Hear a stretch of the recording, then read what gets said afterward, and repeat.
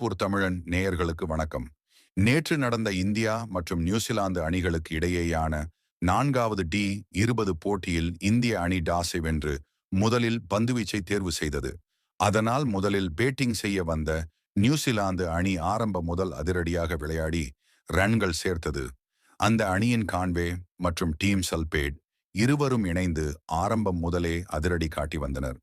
கடைசி கட்டத்தில் diary Mitchell தன் பங்கிற்கு அதிரடி காட்டி நியூசிலாந்து அணியின் ஸ்கோரை 215 ரன்கள் வரை நிர்ணயம் செய்தது.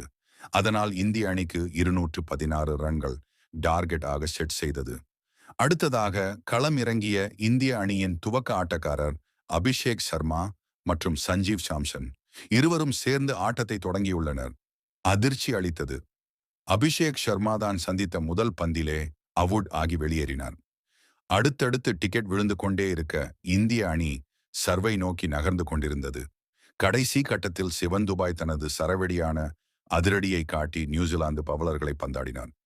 என்னதான் சிவந்து போய் அதிரடி காட்டினாலும் அவருடன் இணைந்து எந்த ஒரு பேட்ஸ்மாலும் பார்ட்னர்ஷிப் அமைக்காத காரணத்தால் இந்திய அணி 50 ரன்கள் வித்தியாசத்தில் இந்த தொடரில் முதல் முறையாக தோல்வியை சந்தித்தது. நியூசிலாந்து அணி தனது முதல் வெற்றியை பதிவு செய்தது. இந்த மேட்ச் பத்தி நீங்க என்ன நினைக்கிறீங்கன்னு கமெண்ட்ல சொல்லுங்க. இந்த வீடியோ பிடித்திருந்தால் நம்ம சேனலை சப்ஸ்கிரைப் பண்ணுங்க.